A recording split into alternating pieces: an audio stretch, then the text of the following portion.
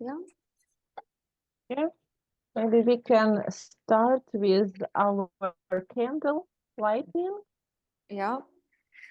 So this is something that we do for our special meetings. This is also something that we do for our group sessions. If you have a candle with you, you can lit the candle.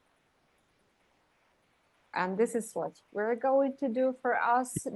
Ukrainians is also a symbol to acknowledge people who are fighting for our country right now. And it's also a symbol of the candle for those who died in this war. And it's also a symbol of light and a symbol of hope. So we really hope that this event will bring some light and hope into everyone's heart, and that the time that we are going to spend here together will enrich everyone. So we are having some candles, and I'm having my Ukrainian flag. So I'm really very diligent participant doing the yellow blue thing. And we would like to start with, maybe we'll just say a couple of words, who we are and what we would like all of us to do today together. And we have quite a busy program. We have a lot of items on the program. We hope we will be able to cover them all. So we are Ukrainian Psychology Center, The Soul, and this event is the Yellow-Blue event, and this event is to celebrate actually the soul of Ukraine. And everyone who is here, everyone who will join us later, and even everyone who will watch this video later, one way or another has contributed, is still contributing, and will contribute to the soul of our country. So we would like to thank you for being here, for choosing, for making yourself available, for giving this time to spend with us. And in the next 2 hours, we would like to share with you a little bit about our country, about our arts, history, and traditions, also about the struggle that we are going through, because as you know, that our country is at war. And being a psychology center, we work with the souls. We work with the souls of other people. So we also want to share with you a little bit about our work, what we have done as the center since the beginning of the war. And we also want to use this day as an opportunity to say thank you to so many people. So it's really wonderful that you're with us, and we hope that we will have a beautiful time together. Thank you. And we were wondering to ask you to write your time zone, your city, where you are now, because we are all scattered all over the world, but something unites us all. At least that we all have a soul, the same name we have at our psychology center, and all over those beautiful souls who are gathered today on this event. We are very appreciate this. So we want just to share where you are now, how do you feel, and it would be some kind of sharing across the globe, our hands, time zones, souls, and we will continue with this. While you are typing your place of now being, I want to share you one tiny story, and it also connected with music.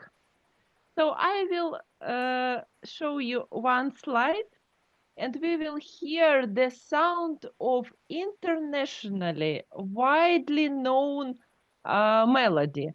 Sure, you know it. I don't know why I can't change slides, but I will try. Left corner. Yeah, but it doesn't work. I don't know why. Ooh. The technique is Technology. Okay. Oh, I love this song. Let us know when you can hear it. Yeah, let's hope that we will have the sound. Do you hear it, Katie? Christmas is here, bringing good cheer to young and old, meek and the bold. Ding dong ding dong, that is their song. Winterful ring, all caroling. One seems to hear words of good cheer from everywhere, filling the air. All of it harmonizing the sound. Can sing this song all over the world. But the interesting story is that originally this song sounded very differently. Attention. Not this. Ah. Hear this version.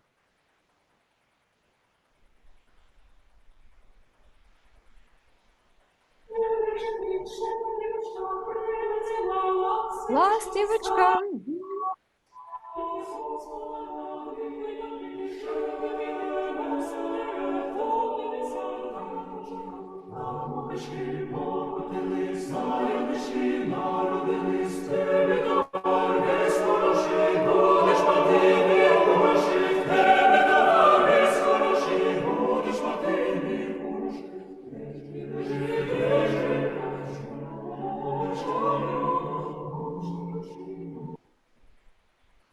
Okay. It was a puzzle for you from the beginning. And the author of this worldwide known melody is our Ukrainian composer from Vynnytska region, Mykola Leontovich. He wrote the melody for this song, but the words of this song originally have their roots in the pre-Christianity times. So even before the Christ was born, our Ukrainian culture had those words that you've just heard in the Ukrainian version of this song. Then our composer created the melody for it, and it started to be widely known. Even in 1922, it was presented in New York in Carnegie Hall with our Ukrainian choir, and all over the world also, because it was presented, it was like an ambassador of Ukrainian independent state. But I started to hear the echo of myself. Do you hear everyone? Yes, yes, yes, Yeah? we can hear. Okay. I can actually hear my own echo now. I wonder why. Okay. But the tragedy of this story, of this beautiful story, of this beautiful music and song is that this composer, whom you are seeing now on your screens, was killed by Russian special KGB troops. And this story was revealed only in 90s when Ukraine became independent. So what we are seeing now in Ukraine, this struggle with the neighboring country has their roots deep inside centuries, and we have the consequences of so many events and traumas we are facing now, and our one of the task of our soul center is to deal with them also. Yes, this is a really sad story.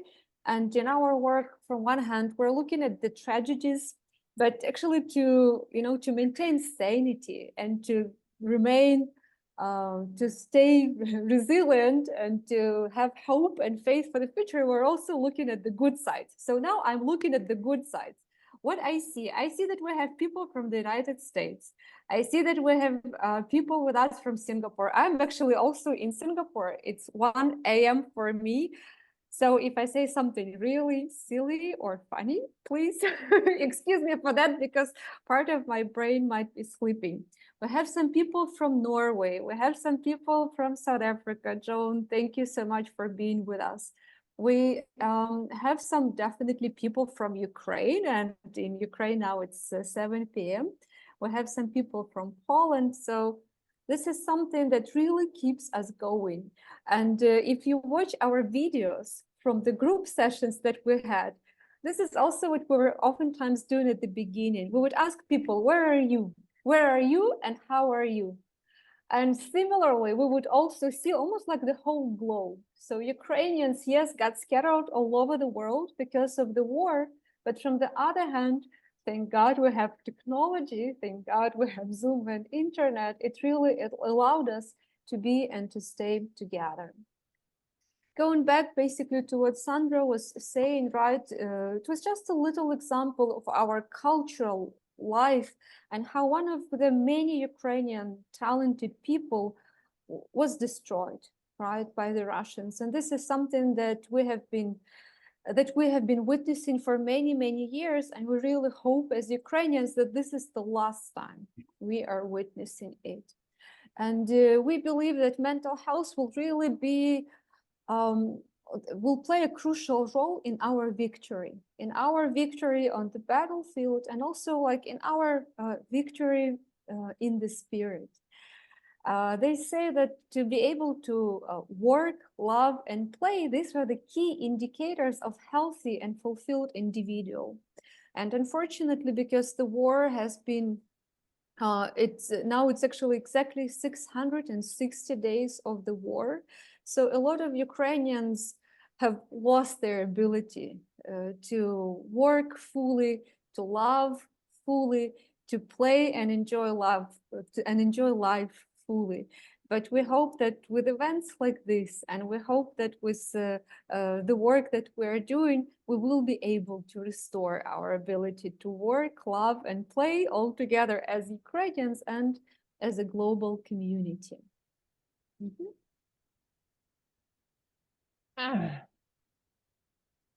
I don't know why, but The slides are stuck.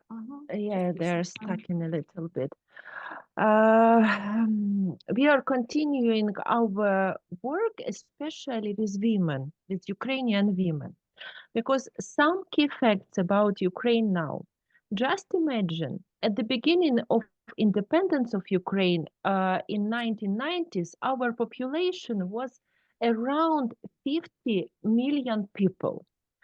Now it shorted mostly twice, because now the population is 26 million people, because 8 million have flown through the country, and we have inner displaced people around 7 million people. So just imagine 26 million are in Ukraine right now, and this is twice the smaller population that it was in the beginning of 90s. And from this 26 million, just 1/3 is in the working state. So men are on the war defending our land. So who are like keeping the country and caring about it from inside? Women. And just 9 million of people are capable of working. So that's why we are focusing on the working with women. Even we just imagine if so many people are dying, someone needs them to continue, to create new lives, to continue to create our nation, because without people, our nation wouldn't be exist. So this is a very famous like photograph really taken from the woman who hid it in the underground while the missile attack. And one of the painters created the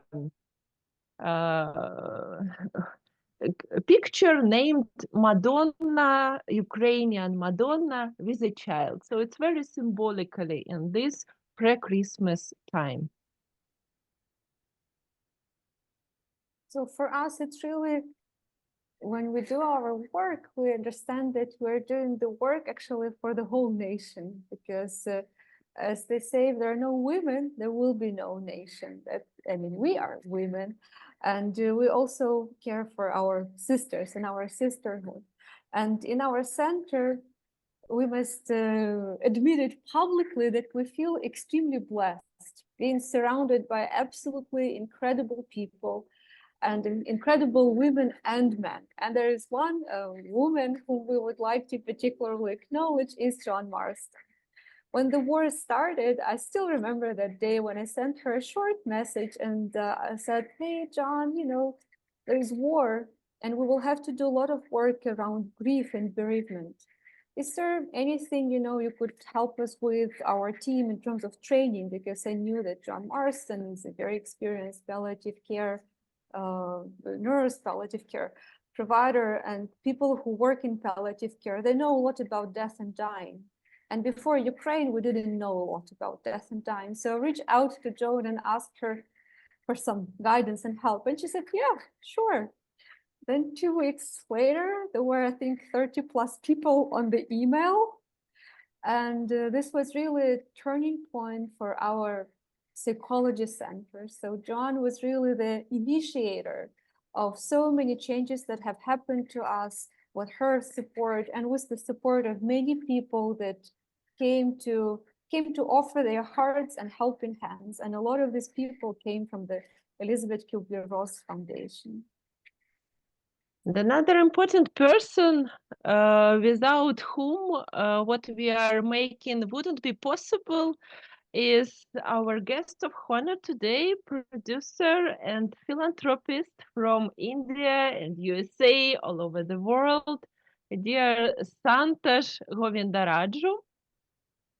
And this man made the Ukrainian Circle, the program of our psychological support, possible. And he is physically constantly helping Ukraine, going during those disastrous wartime physically to Ukraine, helping with food, with humanitarian. So he started those mental health initiatives, educational program, because Ukrainian Circle is not only psychological, is even educational program. So please welcome Santosh. You're our special guest. Very happy to see you here.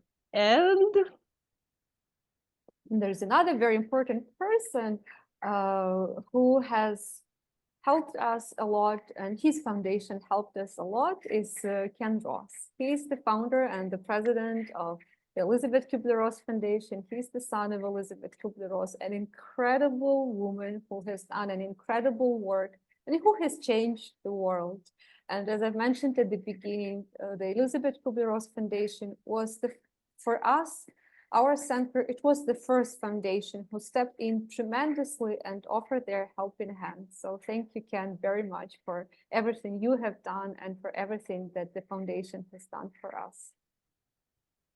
And also we are so happy, and this is such a pleasure and blessing for us to introduce you our co-host of this meeting, dear and respectful Dr. Katie Eastman from USA. She is an executive coach, author of a marvelous book about losses and growth, trainer, speaker. Katie is our guiding angel, also our mentor and clinical advisor. And we want to give a floor now to Katie also, who says maybe a couple of words according to this event, please. I am thrilled to be here. I'm honored to be here. There is not a day that goes by that I don't get inspired by the work of the soul. And I first became involved when the Elizabeth Kubler-Ross Foundation created a buddy system. And Joan, I am forever grateful. And you don't know this, but just before I got the email, I was sitting in front of my computer saying, I want to help. The war has broken out. I'm a grief therapist. I'm a trauma specialist. I want to help. How can I do that? And then I got the email about the buddy program. So I feel really honored to be here. I am so proud of the work they have done. They are amazing women. They are polished, they are professional, they are persevering. And one of the things I want to say about them is they're fierce, because they have done all of this, all of what you're going to see, which is in my book, completely, exceptionally wonderful. And they've done it all under their own traumatic experiences. So please honor them with the fact that what they have done is nothing less than a miracle. And thank you all. Thank you, Katie, so much. So the next part of our event, we would like to share with you, we prepared like a slideshow to give you a sense of the context that Ukraine has right now. It's like a 20-minute slideshow. Oh, it's so good to see people. Yeah, when you close the presentation, now you can see people. Oh, so wonderful to see you all. So it will be like a 20-minute slideshow. The first minute and a half, you will hear the sound. And then the rest of this slideshow, I will be accompanied with Alexandra. And I hope that I will manage the technical part of this. So, let me just make sure, sorry, that I turned the sound on. Okay. So I want to share screen. Yes, I think the sound should be on. So please let me know if you hear the sound when I turn the video on. Okay.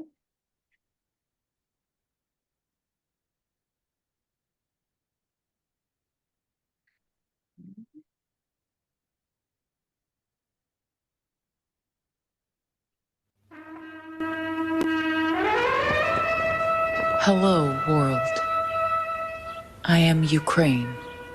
I wanted to tell you about myself so we could get to know each other better. On a warm summer day on August 24th, 1991, I was born. I'm only 30, but my roots are strong, extending deep into history. My ancestors were wise and brave and instilled in me a rich culture that shaped who I am. I have my own language, my own traditions, my own cuisine. I have seas and meadows, rivers, deserts, fields, and forests. I am a beautiful woman. But now, war has fallen on my family. Forces are trying to destroy me and my children's freedom, to crush it forever. As in past generations, we faced severe trials. Dark times have fallen upon us again, and my children are forced to protect us, their homes and their families, which they do skillfully despite the difficulties, because we are a real family, united together, supporting each other with our bravery and strength. Since the beginning of the war, the number of casualties is thousands, including hundreds of children. The numbers of children killed and soldiers are enormous, and those numbers keep growing on. Since the World War II, this is the largest forced migration of people. 8 million people had to leave Ukraine, and the number of internally displaced persons had reached 7 million. Those dry figures hide despair, loss of homes, tons of sad shears. The losses of economy are huge and negate all the achievements of the country's independence since 91, meaning that the nation is gradually becoming poorer and more dependent on its neighboring countries. Despite the catastrophic losses and damage, our people continue to fight against global evil, remaining a kind of shield for the entire civilized world. We maintain our trust in the government and optimism and continue to donate to the army. The amount of charitable donations made by ordinary people has reached almost 24 billion hryvnias, and we believe in victory. So, who are we? We are a team of professional psychologists of the Ukrainian Center of Psychology The Soul. And we are also part of the great Ukrainian soul, which is now fighting for its right for free existence in the world. Our center was founded in February 21st, and since our opening, we have been conducting open psychoeducational events to raise people's awareness of how we are constructed as human beings and how they can improve their lives and relationships and in general become happier by having psychological knowledge. We organized many wonderful, vibrant, transformational events that touched people's souls, heart, and minds. The sea of resources in the summer, open air meetings and psychological picnics on the rooftops of a skyscraper in the heart of our capital, Kyiv City. There was a group event, Meet Your Shadow in Autumn. And on the eve of this apocalyptic winter, before the war, we organized an archetypal immersive journey for people based on the fairy tale, The Snow Queen. With this last event, we could initially feel that very soon the splinters of the mirror will get into Kai's heart and eye, and the world will be plunged into darkness. With the beginning of the full-scale invasion of Ukraine, our team got scattered all over the world. The manager of the center, Inna Volvak, and our founder, Alexandra, were at the epicenter of the tragic events in Bucha at the time and had to flee urgently. Inna and her young daughter had to survive the occupation. The center's psychologists Maryna Yakhno and Iryna Roenko were in the villages located somewhere away from the active war zone, but they were also in a very vulnerable condition. Mariya Vynnytska lived in the city center and was forced to hide in the subway and bomb shelters, staying there during the night and almost living there for several days, like most Ukrainians then. And even during this time, we kept staying together as a center, conducting joint live broadcasting sessions on social media, helping people to cope with the shock and trauma of the invasion. We launched Crisis Center and conducted free crisis counseling for anyone who needed help and psychological support in this time. There were a lot of requests. We carried out more than 200 consultations, and the number of people who needed help is only growing. Thanks to the external support our activities from the international communities, we increased the staff of psychologists to conduct more psychological support groups for more people. Alina Kotenko, Oviedo, Spain. Olga Pecherska in Bucha, Irpin in Ukraine. Anna Chumachenko in Germany. Iryna Roenko in Lviv, Ukraine. In autumn 2022, we launched a new project. It was a group psychological support project called Meetings with the Soul. We had 12 online group sessions every Saturday at 11 a.m., where Ukrainians from different parts of Ukraine and abroad could share their experiences, share their stories, and receive support with the careful guidance of our psychologists. Some of our participants periodically would leave the sessions because of the air raid siren, and honestly, we didn't know if they would come back. At this time, we were supported by the Elizabeth Kubler-Ross Foundation. We attended their amazing educational seminars on healing through grief and loss. We had precious supervision sessions with a psychotherapist from New Zealand, Liz Groot-Alberts. We worked with an incredible Dr. Katie Eastman from the United States. And we also received a lot of love, care, and support from people in Singapore, from Anto, Danny, and Julie. These people have done so much for us. to engage and inform international community about the events of Ukraine, we attended the global colloquium on grief, bereavement, and hospice work in humanitarian conflict situations, where we had an opportunity to present our culture and to talk about the psychosocial needs of people during the war. Meanwhile, the war continued and escalated, and many Ukrainians were experiencing a lot of losses. The whole Ukraine was under constant shelling, bombing. Significant damage was done daily to the energy infrastructure. People often lived without electricity, heating in cold winter, and could not even cook or make a meal or take a bath. People continued dying and suffering. A lot of people were killed and injured. Going through a very difficult winter, still, there was a hope for some positive changes. And after we conducted a lot of individual crisis support sessions, face-to-face meetings in different parts of Ukraine and abroad, after a series of group therapy sessions, we began to work on creating a new program that would help Ukrainians to cope no matter where they are. And we knew that online platforms would be a solution. So we created this program that is called Ukrainian Circle, and we wanted this program to become available to Ukrainians even during the war, so they can, read the materials or access them when they're in the bomb shelters or when they're hiding in the subway. So we came up with an idea to create this mental health recovery program that would be available to people online so that they can access it anytime. So what is this Ukrainian Circle? It's the online program for all Ukrainians affected by the war. This program is aimed to help people cope, to give them skills and tools to deal with the trauma they're going through, and also to give us all tools to fight with the evil.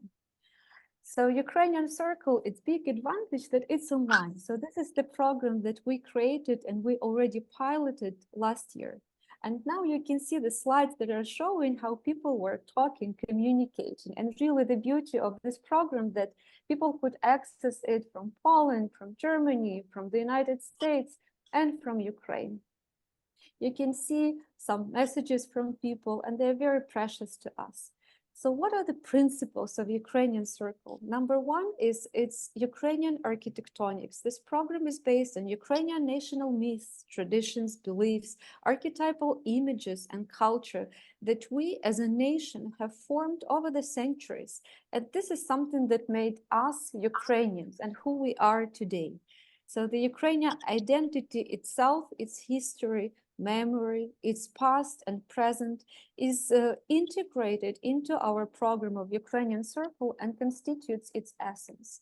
The second principle that we have in our program is we want to overcome the divide and split in the society that existed before and that increased during the war between the Ukrainians from the east and the west of Ukraine. Historically, these two parts of Ukraine were ruled by two different empires whose policies differed significantly. Right now, we really have a lot of discord between those Ukrainians who left the country because of the war and those who stayed, between those who speak Ukrainian and Russian, between those who lost their loved ones and those who still have their family alive. But we believe that in our unity is our strength.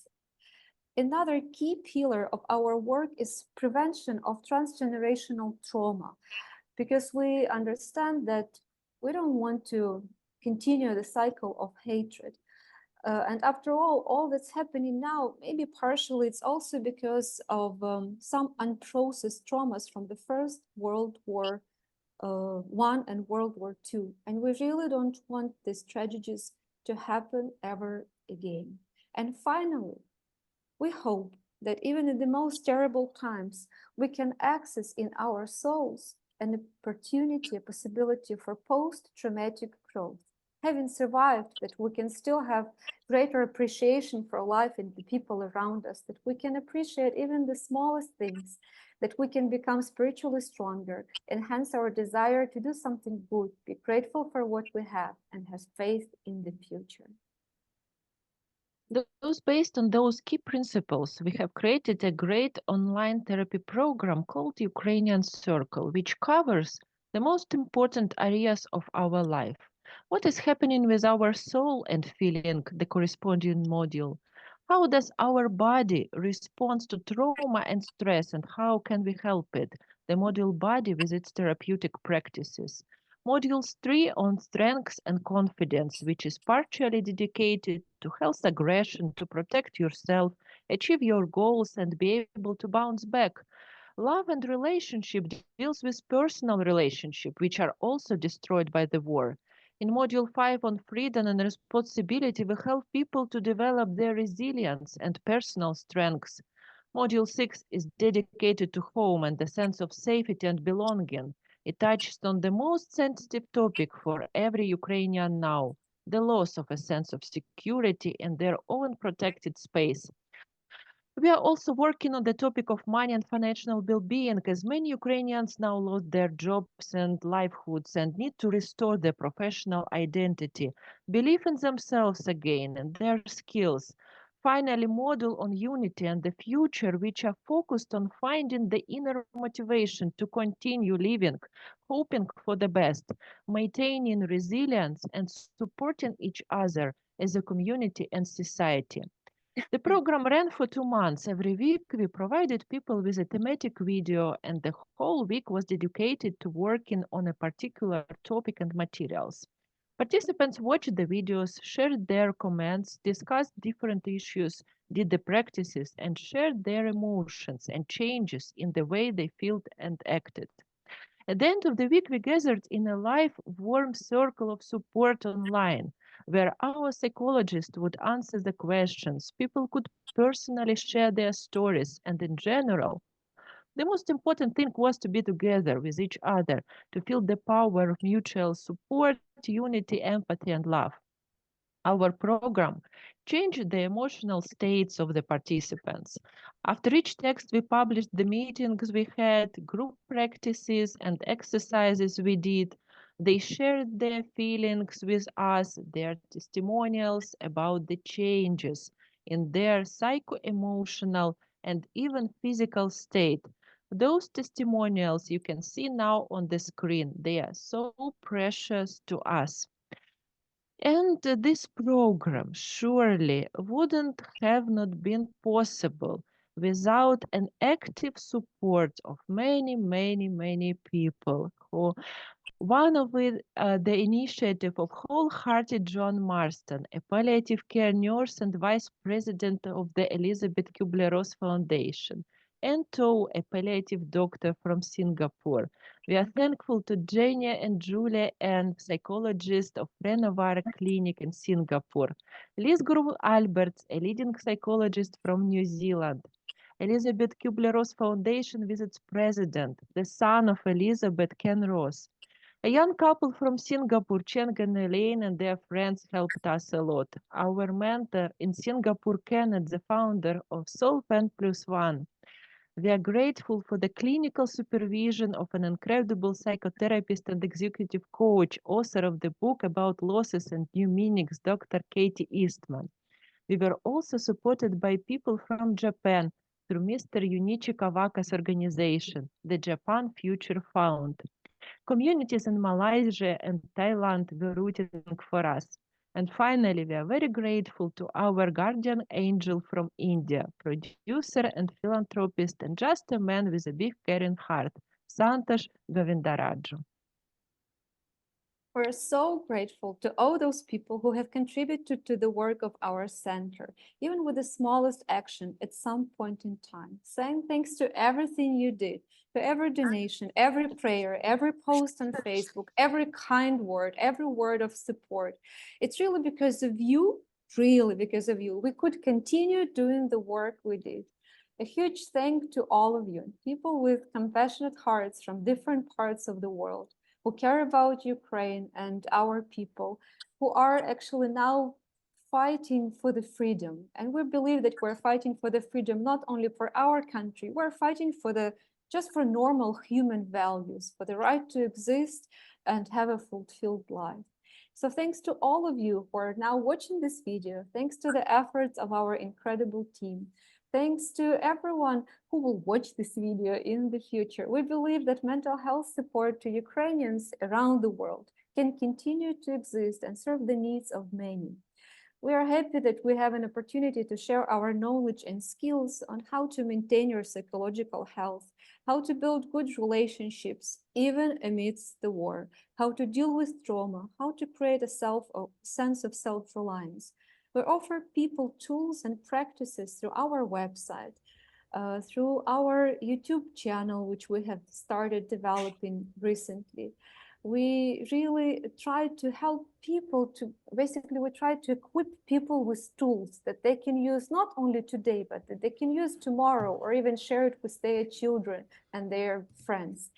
We're constantly running online like broadcasting sessions on Facebook, and we have started developing our Instagram, and we continue providing support in our Telegram channel to everyone who is there. We have an officially registered NGO. We're paying taxes right now. We're very proud that we have an NGO.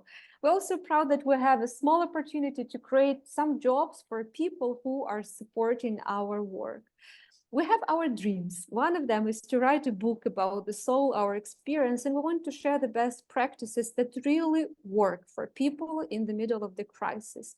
We want to put together everything that we have learned and to share our knowledge with other professionals providing psychosocial support in humanitarian crisis situations.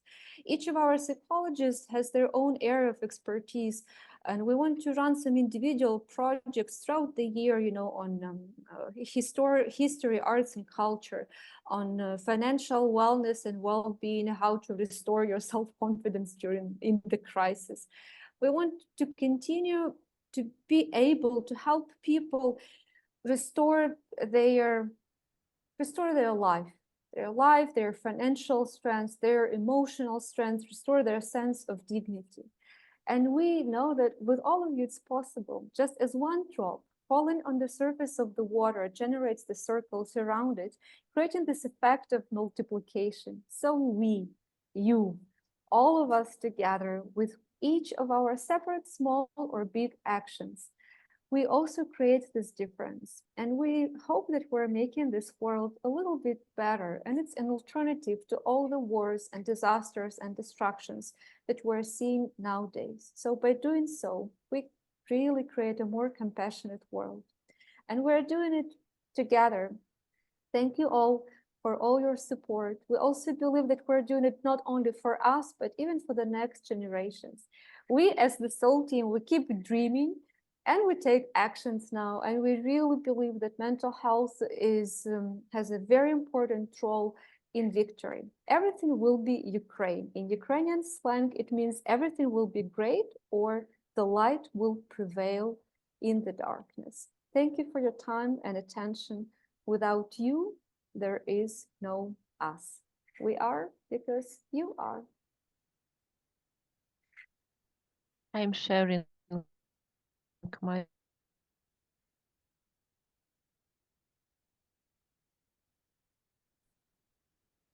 Alexandra? Want to go outside, honey? Andra, are you here? As usual. Huh? Do you hear me? Yes, I'm we can sharing hear you. the screen. Okay. Yeah, Okay. we hear you and we see the Continuing. slide. And finishing the presentation we just shared, we can Sweetie? see now very clearly that the population of Ukraine is very, very divided on two parts. Those who are abroad and those who are still staying in Ukraine. And the needs of those two groups of people somewhere are different, but they are very, very common in the center. So all of the people are bothered with the very, very heavy states of mood and mind. For people hard to concentrate, to work, to keep on living, to continue their lives, to continue to be united. It's a really challenge not to yell to children, not to uh, not to cry every day. So we are trying to combine in this program what we are doing, like those resourceful practices to hold on the people's state of minds and moods, and to give them tools to keep on going on. And here we just try to gather all the needs of all those different people that we have now. So yeah, as you could see, Alexandra was saying, basically we understand when we do our work now, we see like two big groups because of the war, right? Millions of women were forced to leave the country. And we call this group those who are abroad, including ourselves, actually. And they have their own challenges, like adapting to a new country, new language, new culture, taking care of children on their own, worrying for their husbands who are fighting, not having jobs, losing their careers, a lot, health, I mean, the list can go on and on. And there's another group of women, basically those who are in Ukraine, right? And they are on a daily basis are still under physical threat because the air raid sirens are happening daily, because the drones attacks are happening daily, because the missile attacks are happening daily. And half of our center is in Ukraine. So while Sandra and I were in other countries, Iryna, Maryna, Inna, and some other people from our center, they're in Ukraine. So we hear from them also all the time what they are going through, and it's hard. So in our work, we understand that we have to take care actually of everyone. There are some needs which are similar, and you can see this part in the middle. We're also happy to share the slide with you if you wish, and we also understand that some needs are different, that the situation is different for those who are in Ukraine and those who are outside Ukraine, but actually everyone has a sad story right now. And we understand that to be able again to look forward to the future, we need to have a bigger vision. So what inspires us is when we remind ourselves that what we do now will have a long-term effect, will have a long-term impact. So we understand that working with women now, it means working for the next generations as well. And we understand that the role of women is absolutely fundamental now, although we have so much respect and gratitude to all the men who are physically fighting. And we want to do what we can do. We can help the women, and they will play a pivotal role in actually transmission or prevention of the transgenerational trauma. There is a lot of research about it. We know that Dr. Katie Eastman also quite knowledgeable in this field, so we would like to ask her to share a little bit about this role of women. Що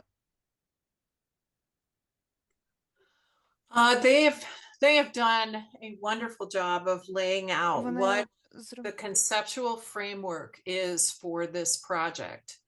One of the things that is so important and so unique about this project is that it's based on evidence-based research about transforming loss into growth, which is the opposite of what has happened in previous wars, where intergenerational trauma has occurred because maladaptive behaviors, the direct effect of living through a war, have been passed on to thousands of people.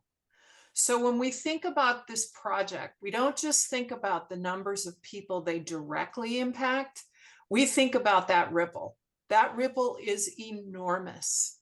Just one family who gets help and learns how to meet their physical, emotional, spiritual, and mental health needs will raise healthier children. They will prevent the abuse that gets passed on when people don't express their emotions. They will help people deal with communication, how to give them the skills and the tools they need to communicate what they need. They will help people transform their loss into growth by identifying what matters to them. These modules are designed so that they are realistic.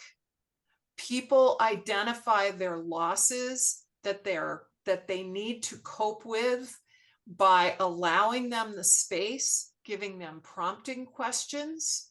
And once they identify what is most important, then they are given support around what to do about it.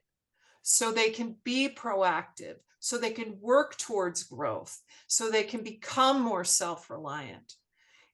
Even if it's something like, I need to be a better parent, that's huge. The impact on their family, their child's friends, their community. Hundreds of people are impacted by the way this program is designed. Spiritually, this program allows people the freedom to feel their pain, to feel their hate, to feel their anger, their rage, and to redirect it towards meaning and hope. I love the fact that these women do not hide the fact or prevent people from expressing their rage, but they help them direct it in a positive way. That is unique about this program. They both hold anger, rage, and hope. And that is important. That is a vital aspect of promoting post-traumatic growth versus post-traumatic disorder. And the recent research focuses on bitterness. There is new research out now that talks about how bitterness is one of the most powerful influences of war and trauma, that if it's not dealt with, can be self-destructive. I don't know, many of you may have heard this story or this idea. Bitterness is like taking poison and expecting someone else to die. That's what bitterness does to our hearts, to our soul, to our wellness. So I love the fact, and I'm very proud of the fact, that this 8-module project has a realistic approach to what it's like to go through war, to move through it, to come up with practical, defined tools and strategies that can be used over and over and over, that are accessible via technology, and that they are making a difference in preventing intergenerational trauma. And instead, they are promoting hope. And that is really important to all of us. I do believe that the 8 modules of the Ukrainian group, or the 8 modules of the Ukrainian program, is foundationally based on compassion. And that is something that the world needs. So my vision for them is that this is just a beginning. Thank you, Katie. Thank you so much. And Katie has been with us. She has spent lots of hours, supported us, helped us design the program and to go through it and think about it and reflect on it. And we really hope that, although this experience is very tragic and dramatic for us as Ukrainians, but we really hope that we can do something good from it. And we really hope that we will be able to share what we've learned with other countries, with other organizations, with other communities. So maybe for somebody it will be a little bit easier. And we continuing our work even because of internet struggling. And I'm very happy to move to the another block of our meeting. It would be about our colleagues, Iryna Roenko and Maryna Yakhno. And also we will welcome, invite some of the participants of our Ukrainian Colo program to share their experience and testimonials. We'll start with Iryna. She is our colleague. We are working together in the Soul Psychology Center. In her area of specialization is love and relationship. Then we will follow to our participants and we'll give the floor to Maryna Yakhno, who will talk about Ukrainian folklore and archetype symbols. So we are starting with the most important that we need now love, as John Lennon sang. Iryna, word to you, please. Доброго вечора всім. Я рада вас всіх вітати. Good evening, everybody. I'm glad to welcome you. I am a psychologist and I am currently in Ukraine. I live in Kyiv. I want to tell about my love here. Sometimes I work with clients and there's an error rate, and I ask my clients,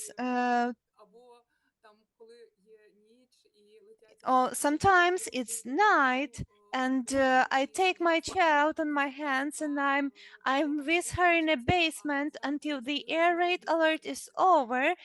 Then I again wake up in the morning and go to work. It's very challenging to work during the war. Talking about relationship during wartime, it is actually a very important topic, a very important aspect of personal life, and it's a definite when it's wartime, there are specific challenges for relationship between man and woman, relationship between couples. Very often there is this feeling of uncertainty, and very often during war, the relationship between husband and wife or man and woman partners becomes a source of inner strength.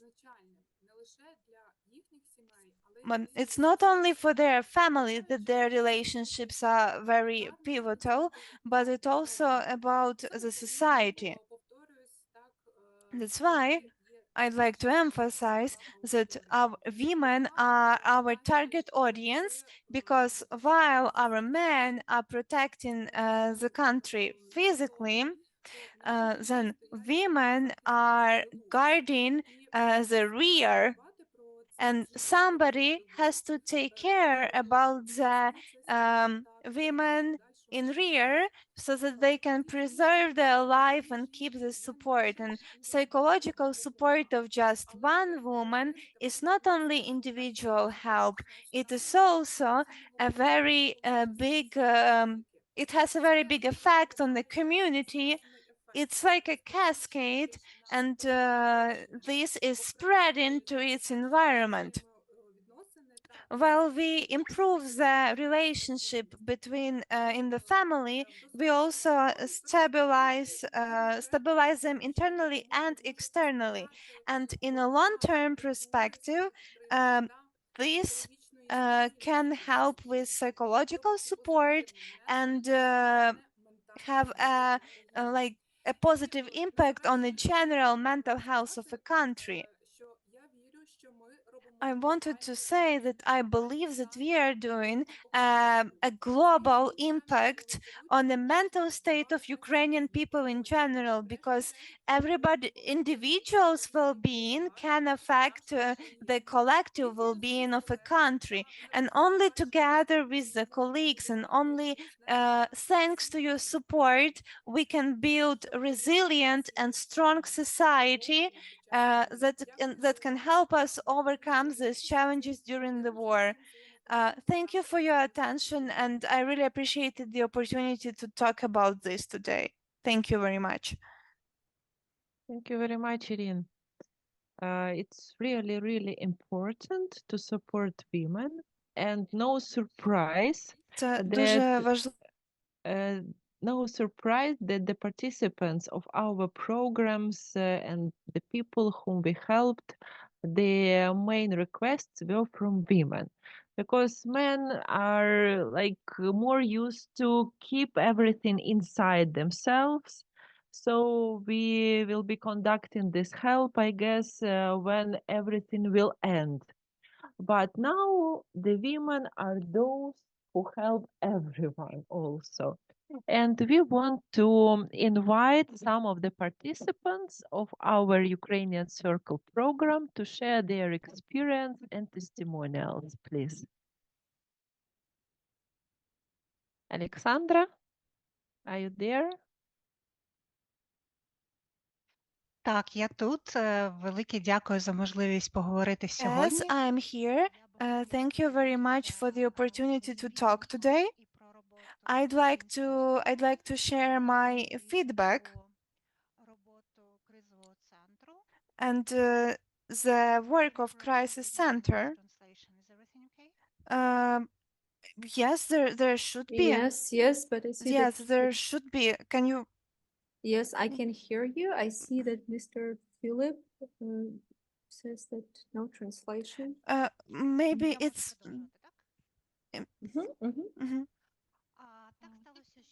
It happened that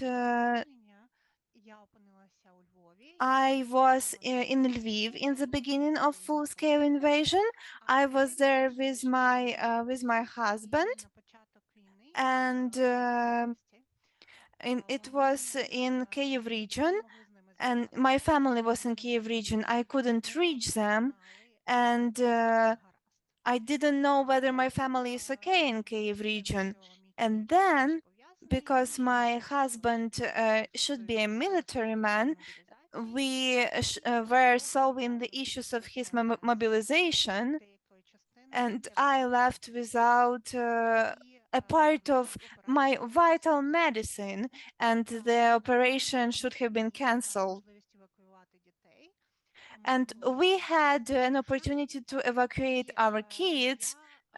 They evacuated to Morshin, and I was really, really sick with COVID-19, and I was even in the emergency room, and I had a surgery, I had a COVID, and also I had no access to medicine, and also I felt critical fatigue. And as an interpreter, I also was, and translator, I was translating a lot of medicine. I was also doing a lot of translation of documents of people with cancer, and I totally lost every connection with reality, and I really needed psychological help, and specifically the crisis center. It was like a breath of fresh air to me, and I still remember this period very well.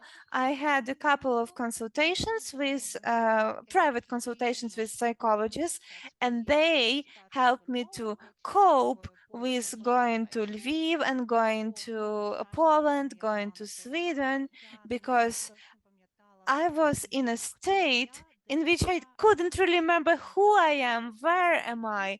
I couldn't remember what I am doing, and specifically the help from a psychologist physically helped me to move abroad. Then in the future, I also participated as a translator, interpreter, or a member, a participant in this program. And what I really like about Ukrainian Circle is that this program doesn't want you to be fully resourceful, because even if you lag behind the program, after 3 months, after 3 months you give your answer, the psychologist, even regardless of this delay, for 3 months they still give you feedback, and after 3 months of pause they still welcome you back. And I'm really, really thankful to all the psychologists who helped me. Thank you very much, Alexandra. Yeah, thank you. Alla? Alla? Hello, everyone. I can speak English or Ukrainian. No, it's better Ukrainian because we need to translate. Добре, мене звуть Алла. Okay, my name is Alla, and I'm currently in Poland. For 1 month I stayed in Kyiv, and then I moved to Poland. I faced with two biggest problems. One problem was that it's really hard for me to deal with the suffering of others, and I have this survival's guilt for feeling safe while other people perish, and I felt guilty for being in safety. And the second conflict and the second problem was that I really, really wanted to work abroad. Before the war, I wanted to develop myself professionally, and when the war happened, all my values changed.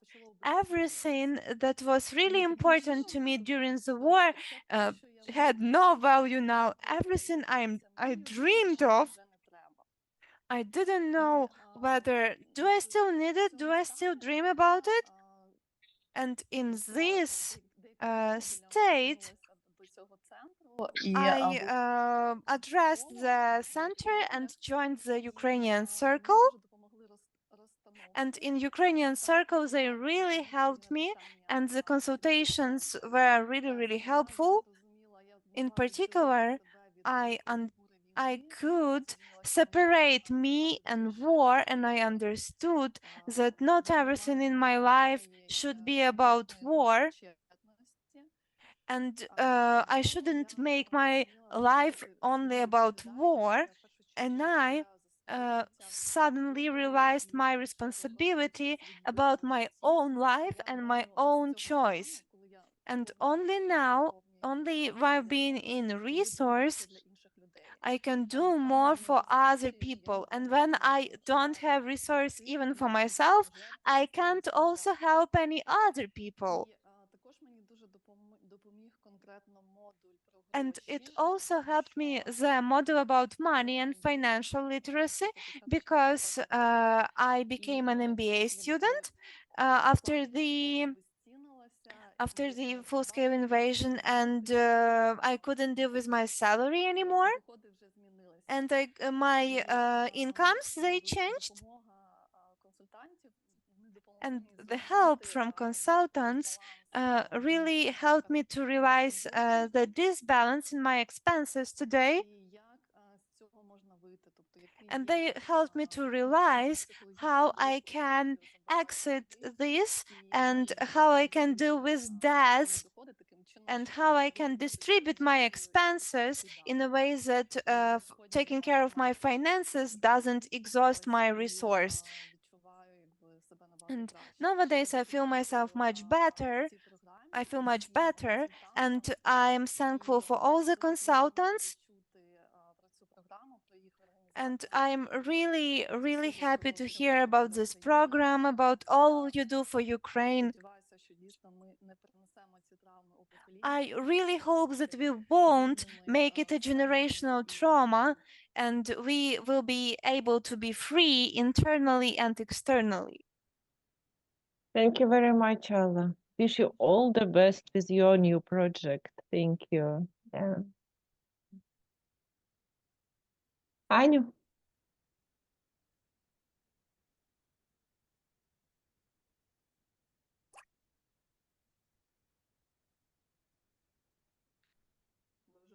Can we already talk? Greetings, everybody. My name is Anna.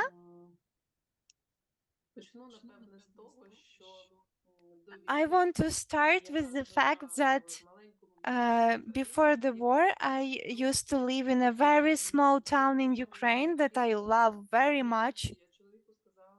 And in a few months before it, I told him I would never live anywhere else because I love my town, I love my district, and all I want to do is to travel, but I don't want to move out. And finally, because of the war, my life changed drastically. We moved to Poland, and when we moved, just like all Ukrainians, I had this feeling of a pause in my life. And the thing that was keeping me alive was the hope that it will be over soon. And for 6 months, I was hoping that it will be over soon. I realized that no, it's not going to be over soon, and I have to make some decisions about my future life. And I saw an advertisement about the program Ukrainian Circle. I didn't know what to do next. I'm socially active. I used to be a teacher. I am used to communicating with people. And for 6 months, we were living in a very small Polish village where there were no Ukrainians, and I didn't know Polish, and I had to adapt somehow. But my soul, it was still in Ukraine. And finally, I found this Ukrainian Circle. It was really a lifesaver for me. It was a psychological help. And I found their support. I found a safe place where I can understand what I should do. And model for model, I felt like I was becoming myself again. And I was becoming resourceful again. And this is my daughter. She is 6 years old. And together with my daughter, we were in this Ukrainian Circle program. I teach her something, and she also can teach me something as my daughter. And thanks to Ukrainian Circle, we really feel like Ukrainians. We feel belonging to Ukrainian community, and we feel hope. And I am eternally grateful to the organizers because everything is very professional. Every module is very sensible. First, I was joining just from time to time, temporary, and then I understood that these meetings are actually vital, necessary for me. And I was looking forward for every meeting and doing all my homework, and I am eternally grateful for this program. Thank you so much, Anna, and your daughter. Thank you so much. You have heard right now the testimonials of our participants of our Ukrainian Circle program, not only this program, but all our social project we are giving through all of these 2 years and before. And really, I should say that the really diamond of our program, one of the key pillars of all of our psychological and mental health is this Ukrainian architectonic. And our colleague Maryna Yakhno is specializing particularly in Ukrainian culture, Ukrainian myths, Ukrainian origins, Ukrainian archetypes, because as Anna previously mentioned, it's something that keeps us rooted. So I think it's a really unique trait, unique characteristic of our particular psychological programs, because they are not only psychological, they're educational ones, they are social ones, they are like universal for human being, not only from the focus of mental health or psychological help. So I am really happy to introduce you Maryna Yakhno, our lovely colleague, and she will tell you about really precious moments of Ukrainian traditions, folklore, and this very special time of pre-Christmas days. Maryna, the word is for you, please.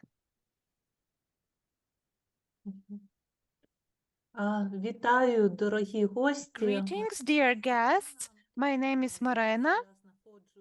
I am currently in Ukraine, in the suburbs of Kyiv, and it's a particular honor and joy for me to share with you the Ukrainian ways to celebrate Christmas. This actually roots in pre-Christian times. Why I'm so passionate about it? Because we are taking energy and resource that gives us the opportunity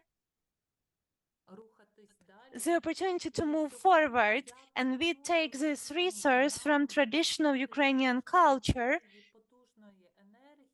And I want to propose everybody to touch this powerful energy through Ukrainian Christmas myths, traditions, and symbols. Ukrainian Christmas songs are called kolядки or carols. This name comes from the word circle, and the tradition of such songs comes from pre-Christian times when we were honoring the new sun that has just risen. Some other Christmas songs were called щедрівки. They come from Ukrainian word щедрість, that means generosity. In these songs, the hostess, the master, and the mistress of the house were honored. These are also very important archetypes of Ukrainian culture. In Ukrainian Christmas songs, there are motifs about creating the world by the birds, and also a lot moon and sun are mentioned a lot in our Christmas song. And the carol of the bells that Alexandra used in the beginning, the Ukrainian version also tells about the birds and how the world was created, and how the master of the house was really generous. In such songs, there's also a main motif of sun and moon, and sun and moon are shown like a couple. The moon is like a husband and the sun is like a wife, and they are a married couple together. The holiday that in the calendar is like New Year in Ukraine, it was called Malanka. In honor of a girl called Malanka, she was a symbol of a moon. There is a legend that the snake kidnapped her and imprisoned her underground, but there was a young man, Vasil. He freed her from captivity and she married him. On a psychological level, when we have the light stolen, this is how we lose the directions for our souls. We don't know where to go next. And when we are the traditions, the folklore traditions actually show us how to reignite this light inside us and how to find this light again. Can you please change the slide? Thank you. Okay, when there was a holiday Malanka, in the evening, the youth were gathering together, changing into costumes and going through the neighborhood singing Christmas songs. And the necessary character in this performance was a goat. One or a couple of participants were necessary to be dressed as goats. On a psychological level, this is the comeback to your own instincts, contact with them and managing them. What is goat? What does goat stand for? This is our internal power that has horns, which is horns stand for aggression, but also goat is resourceful because it gives milk. On the dawn of the 1st of January, the boys also were sowing the seeds of grain. And it was believed that when a boy enters to your house and sows some grains, it's for good luck, for happiness, and for well-being. The symbol of a grain is life. And this is a cycle of life, death, and life again. Because when the seeds lands in the soil, it gets reborn again and grows again. On the photo, you can see diduch. This is a traditional Ukrainian symbol of family, ancestors, prosperity of the family. And on the next slide, you will see the spider, a Christmas spider. This is made from straw. And this construction from straw used to replace a Christmas tree for Ukrainians and was a symbol of a universe. So these are the Christmas and New Year motifs in Ukrainian folklore. They are about the following things: journey to the underground world, meeting your own instincts. It's also about entertainment, joy, and making jokes. And it's also about the marriage between the men's and women's initiation. It's also about honoring your ancestors. And it's also the experiencing of the fall of old world and the creation of a new world in prosperity, happiness, and wealth. And now when our world is destroyed by war, specifically these traditions and these songs is where we find refuge and resource. We can believe that everything will be reborn again and reborn anew because our ancestors survived, and if our ancestors survived, it means that we will survive too. I know that in our event, there is now Santosh. He is our honorary guest, and he will also talk about some sacral symbols, colors in his culture, in Indian culture. But I will also, and he will also tell about the deep connection of Indian symbols and Ukrainian symbols. This is absolutely amazing, but it's true. And I give the floor to Santosh now. We are really very happy that Santosh is with us today. First of all, we're extremely grateful for him, to him for all his support, because really he's the person who made Ukrainian Circle possible. And he's also the person who has a lot of wisdom. And we are happy to have him with us because we want him to share his story about Ukraine also, and his story about his culture. And when we're thinking about the image, like to give the floor to Santosh, Alexandra and I, we thought about the trident, and it's really very interesting because in our country, in Ukraine, trident is the national symbol. And then we found this photo, the trident of Shiva. So now we're passing the floor to Santosh. Sandra, maybe you can close the slides and we will ask Santosh whether he would like to share screen. And we are really looking forward to hearing what he is going to share with us. Or we can share the slides, Santosh, for you. What is more convenient? Okay, that's fine. You can share it, yeah. Okay, great. Yeah, then Sandra can share. Okay. Well, thank you for all the kind words. In the spirit of Boris Johnson, I'd like to say, Добрый день, everybody. Добрий день. Добрый день, or Добрый вечер, for some of you. Or, yeah. I have had an amazing experience serving in Ukraine. I love the spirit, the culture, and I see so many parallels and so many beautiful virtues in the spirit of Ukraine. Yes, the trident makes me feel at home. Every time I see a trident, I feel I'm at home. It's my personal symbol as well. In Indian culture, it actually symbolizes the three worlds, earth, heaven, and beyond.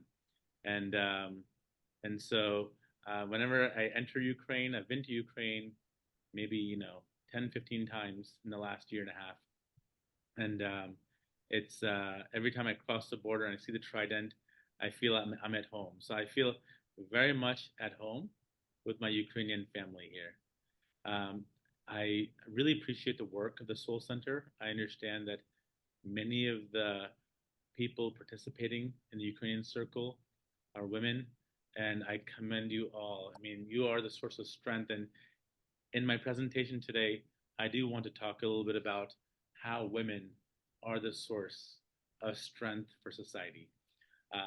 Why I serve in Ukraine, it's really a feeling of oneness. We're all one family.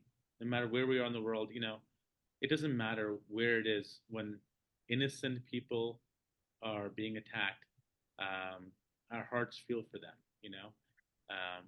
when military people fight, it's one thing, but when innocent people are disrupted and harmed, it strikes my heart. And I've always been active in humanitarian service, and I feel that every time I serve, while I receive gratitude and thanks from those who I serve, I actually benefit tremendously, because in our culture, we learn from Mahatma Gandhi. He says, the best way to find yourself is to lose yourself in the service of others.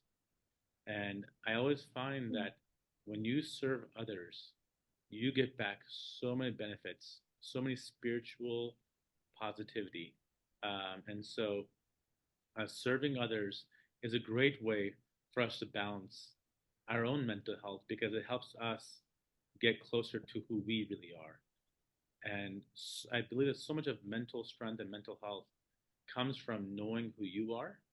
And I always tell people, whenever there's some challenges, go help somebody else, go serve somebody else, and you'll discover the solutions to many of your own issues in the service of others. Some of my favorite experiences in Ukraine, the bandura, it's such a beautiful instrument, and every time I hear it, I can see all the people around me just elevate.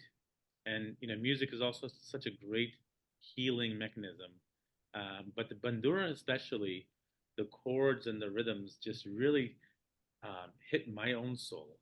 There's something very special and unique about it. And you'll see in some of the images, in India, we have a very popular instrument called a sitar, and it reminds me of some of the melodies that we hear there. Next, I want to play a little video for you that I made from my experiences in Ukraine. Just it's a short video just for you to watch. I hope, I don't know how the translation will work, but we'll do our best here. You can make it bigger, Sandra. I'll try. See? Yeah. Okay. Is there a sound? Sound? Can you add the sound? We don't hear the sound, Sandra. Maybe. Maybe We are hearing the sound in English channel. Oh, okay. I see. In the regular, I see. Those who are in Ukrainian channel, they can hear it a little bit shadowed. But if translators will translate it, they will understand, or how? But right now I'm in the English channel. I cannot hear the sound. I wonder. You not hear the sound. No, I wonder. Maybe go to the regular channel. Maybe go to the regular. No interpretation. No. I will restart the presentation, but remember that magic. There's like one box that you have to tick when you share screen. So she will just try to restart the presentation, and maybe we will have the sound. Let's try. Tell me that. Yeah. Great. It's coming. Everyone I talked to said Russia will never invade. And we actually planned on filming a movie here in Ukraine for 2 weeks. And I was questioning it, but everyone assured us it won't happen. Russia will not invade. And after February 24th, I just couldn't watch TV, the news every day. And what really hit me was just the impact on civilian lives. If this was just military to military, we could maybe understand and we may not have come to help. But seeing how brutal it was on families and children, that just ripped my heart.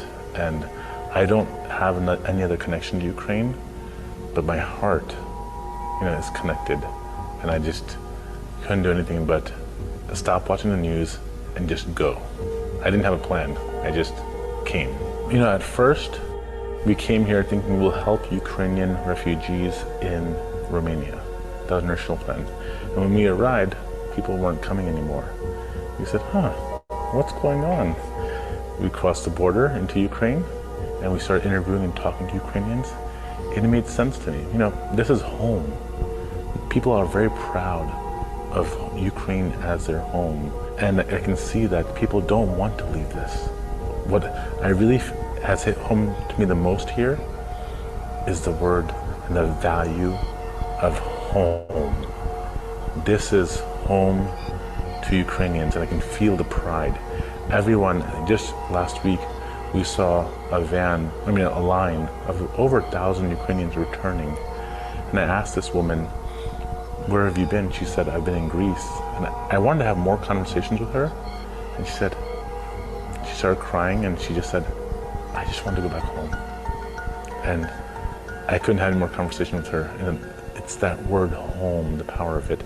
But I find the Ukrainian people here resilient. I can see the pride they have. I can see the inner strength they have. And sure, it is scary in uncertain times of what home is going to be like when they go back. But I have all the confidence in the world that this country will rebuild with even more strength when this is done. I've lived and traveled throughout the world, and I've seen how important freedom is, how important tolerance is. Tolerance, I think when tolerance declines, that is the beginning of the end. And I think Ukraine has shown a lot of tolerance. You can see it in the diversity of the people here, the different cultures, the different people. When you can see different religions living and working together here, it shows you have a tolerant society. And that's one of the fundamentals that's important for it to thrive. And this whole situation has something that's puzzled me. I just think it was the worst and most terrible idea to think someone can just come in and conquer and occupy this entire country.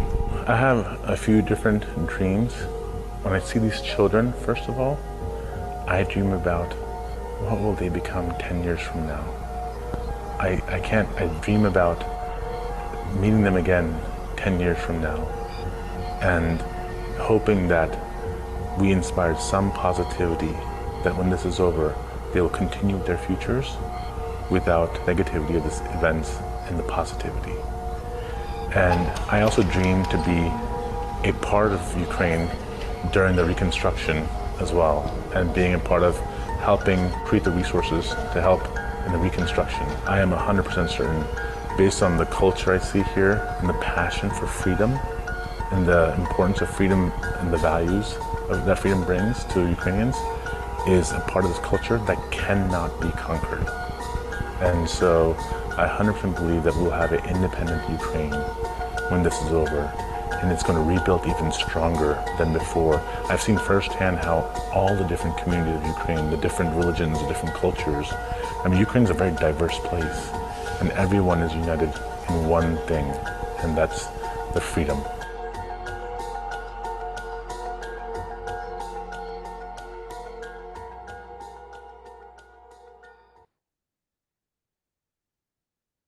Thank you, Santosh. You make us cry. Goodbye. So, the reason I support so much of my humanitarian work is really the children that you saw in that video are just, their futures is what I think about.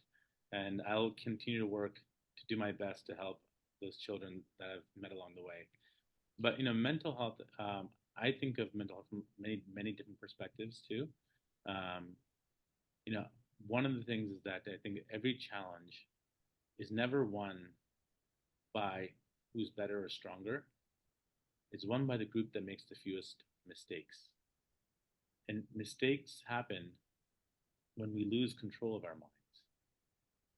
In this type of aggression, Russia can only win if Ukrainians give up. And they have to make mistakes and lose their dignity, their control, and so on. So it's so important for us to have retained control over our mental state. And I believe the Soul Center is doing amazing work through the Ukrainian Circle program in providing the tools to help us find practical ways. It's never easy.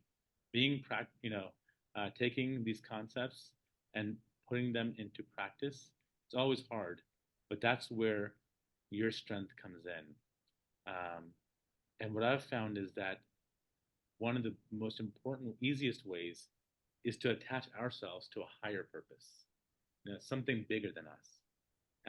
Having focus on that, and along the way, learning to laugh.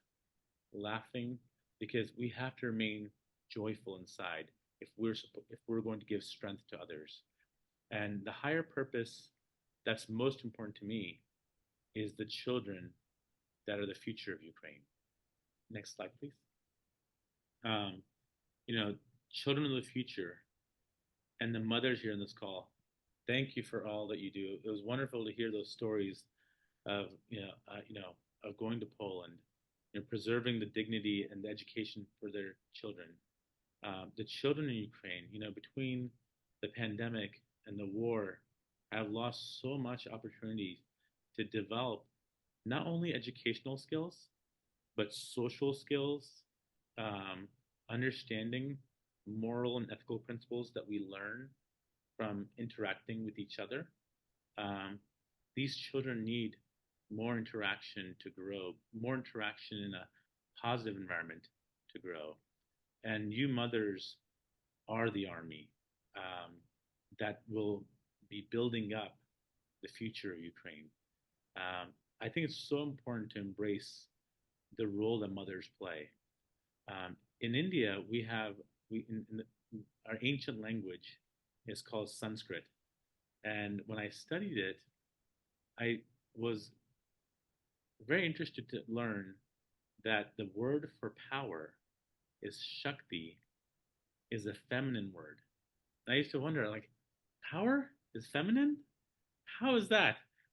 And as I studied it deeply, I learned that the source of all power comes from the feminine divinity, women, whether directly or indirectly. It's the strength of women that are the backbone. I know myself, seeing the powerful women in my family have always been an inspiration for me.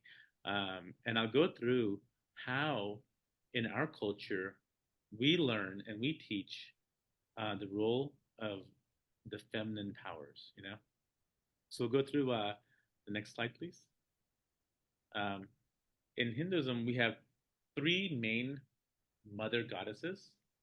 The first one is goddess Durga. And as you can see, she's holding a trident also. So tridents are very, very powerful. She is a fierce warrior goddess, but her main purpose is not murder. It's actually not to kill people, kill animals. It's actually symbolic. It's symbolism to destroy bad habits and bad ethics. And by doing so, she's giving love, not pain and misery. And when I teach this to children, I tell them, when you hear your mother say your name in that loud, scary voice, just bow down and surrender. It's love that's coming your way. Receive it, accept it. It's not fear. It's not, you shouldn't be fearful. It's the time to just accept that your mother is coming at you, attacking you to get rid of your bad habits. You know? So this is an important aspect of female divinity. As mothers, you must be fierce to not have toleration for bad habits and bad ethics. I know as a husband myself, you know, my wife can do that to me too, but I hide my bad habits every now and then. You know, we learn as you get older, you learn to hide better. but no, but it's important that women never forget this important role of being the warriors who destroy bad habits and bad ethics. After you have these things removed, then your mother turns into a next form. Next slide, please. This is, so once you have the bad habits removed, now you are ready to receive inner wealth. And many people call Goddess Lakshmi the goddess of wealth. And they misunderstand wealth to be money wealth. It's not money wealth, it's inner wealth. Inner wealth is way more powerful. And so, and what Mother Lakshmi teaches us is 6 important virtues that you have to have: control of mind, control your body. And so control of mind is what Ukrainian Circle is teaching us, practical skills on how we can better control, some practical tools to help us control our mind. Have control of our body, which is really about eating and having healthy living habits. Bharati is this thing where, you know who you are. Let go of the things that don't matter to you, that are not part of you. If the people you're around are engaged in discussions that you don't believe in, let it go, get away. If if the people around you are just are acting in ways opposite of what your true nature is, learn to let it go. You don't always need to fit in. Letting go of things that don't fit the real you is okay. Titiksha is the strength to persevere, and I think women have so much strength to persevere through so much, and really engaging in that inner strength to persevere through suffering is really important. It's okay. This is a virtue. It's not a weakness. Oftentimes I think perseverance, the strength to persevere, is perceived as a weakness. It's actually a very important strength to be able to control things and knowing when you should be active and when you should just persevere. The next two, samadhi, which is a concentration and focus of mind, this is really important as we talk about the higher purpose. In this examples I've been giving is about focusing on the children, which are the future of Ukraine. If we can have total focus on developing that future and attaching ourselves to the higher purpose, it helps us have purpose in our life.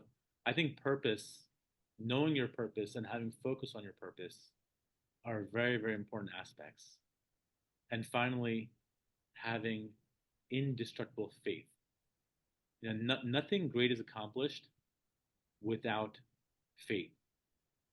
You look at every great story in history of whatever things happen, success, failures, whatever it might be, everything required faith. To get to where you are today required faith of your ancestors before you. We have to believe that tomorrow will be better.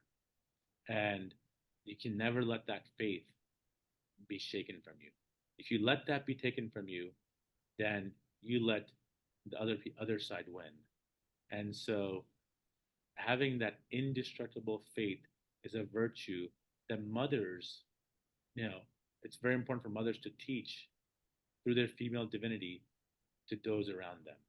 And oftentimes you see children, when they have doubt, they go to their mothers for consolation, for reassurance. And it's so important to have that strength to pass on that faith that tomorrow will be better on a constant basis. And finally, the last form of mother female divinity that we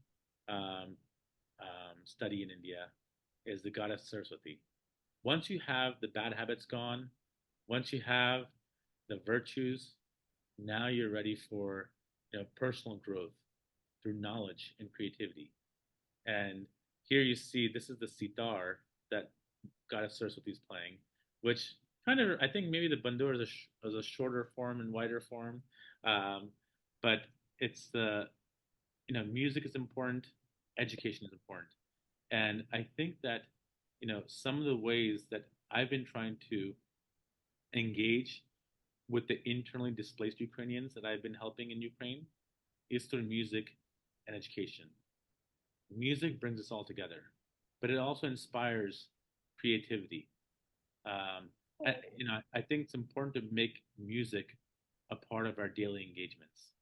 And education is an investment in the future.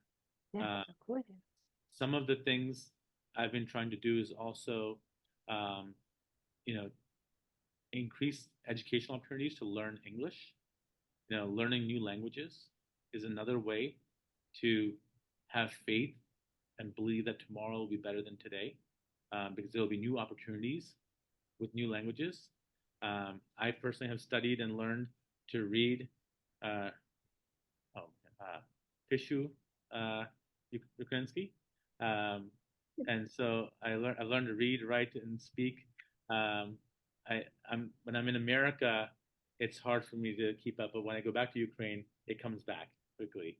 But learning new languages, is a great way to have your mind attach to new opportunities. The faith that maybe there'll be new opportunities with new education.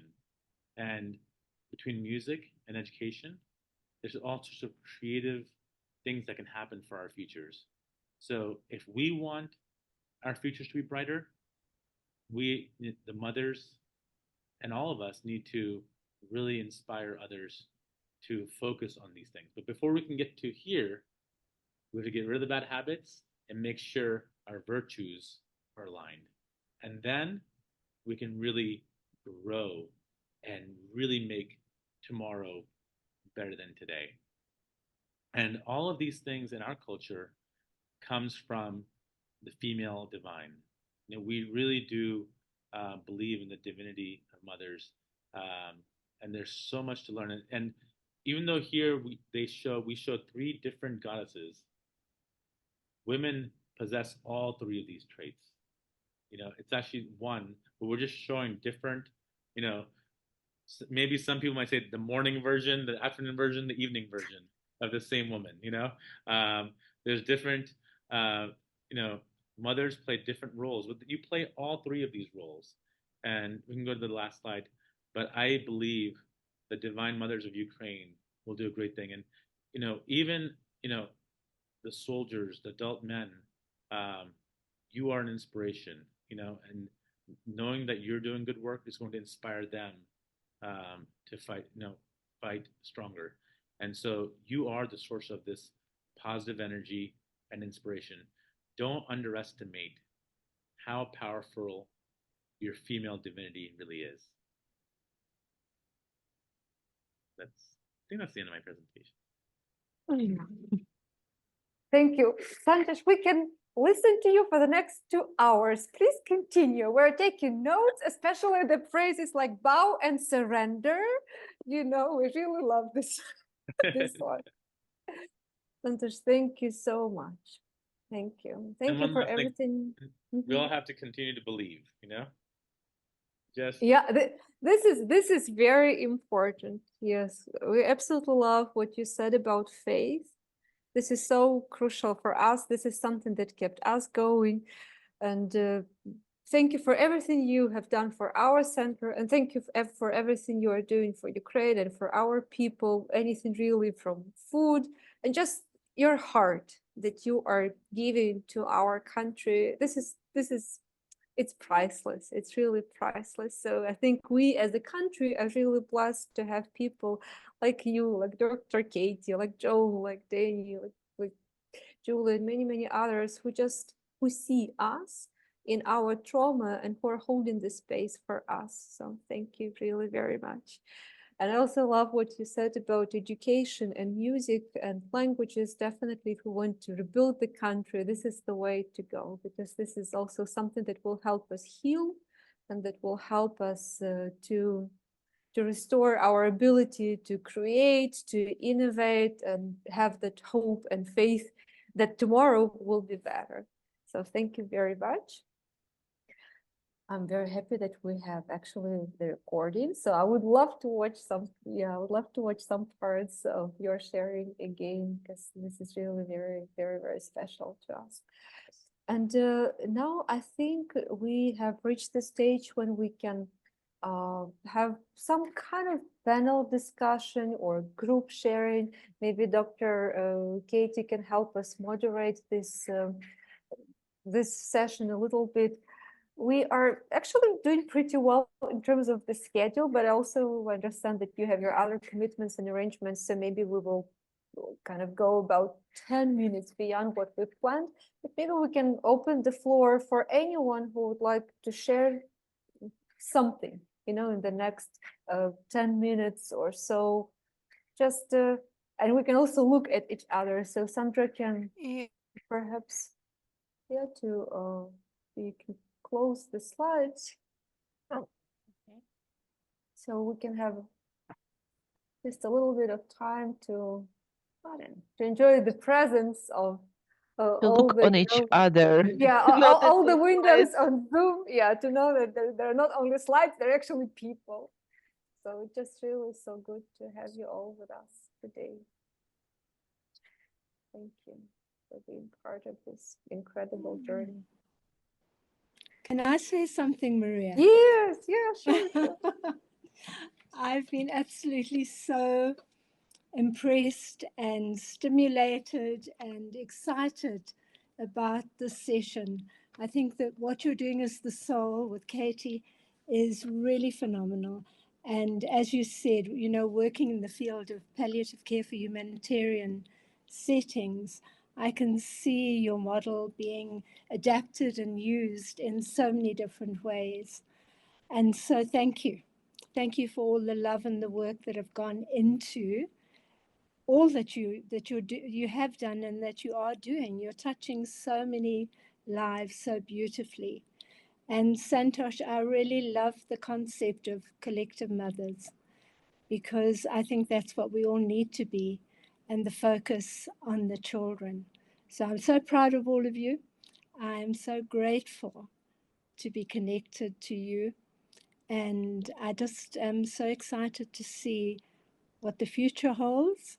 And Ukraine can only survive and thrive with people like you and with so much faith in the present and the future.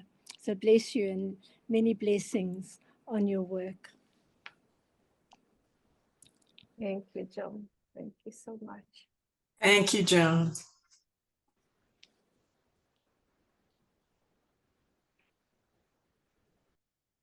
If anyone wants to say something, I don't know, something that touched your heart, touched your soul, or maybe that something that's on your mind right now, this is the space for all of us. So we would be happy to hear anything you want to share.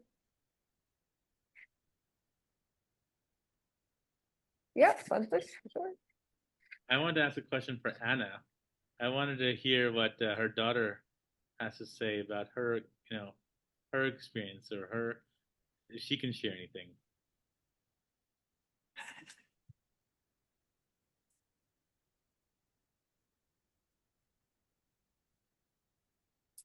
Yeah.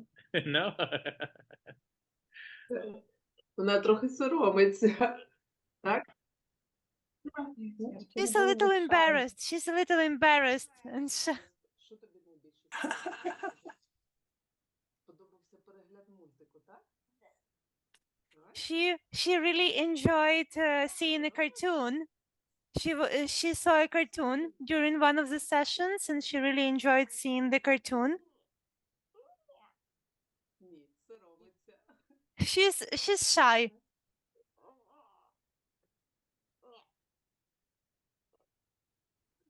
Вона взагалі любить, коли мама говорить. Вона завжди чекає, коли можна буде вмикнути. She always waits when her mom can turn on a microphone, and she always listens to what I say. And when it's a weekend, we always watch a cartoon, and she always tell me, "Mom, this is our tradition. It's a tradition to attend the meetings and a tradition to watch the cartoons." And I'm also very happy about the fact that my daughter really uses everything she hears, and she has a friend, a peer, another friend from Ukraine, who is stressing a lot, and now my daughter can help this child.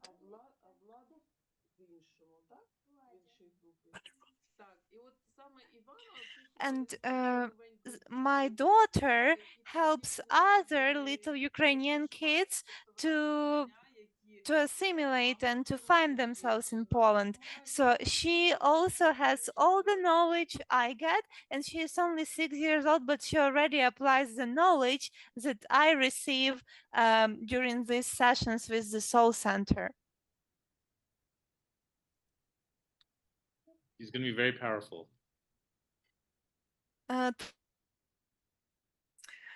Well, and that is what one of the things that we wanted to ask you is, how can this project ripple to more people?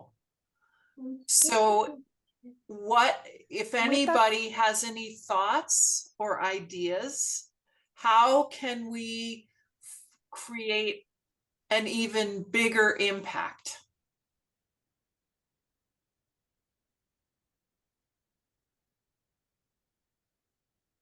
This is our dream. Mm-hmm. We all need to hold the dream and the vision of the soul when they began this project, of this ripple expanding to the women and the women who need them.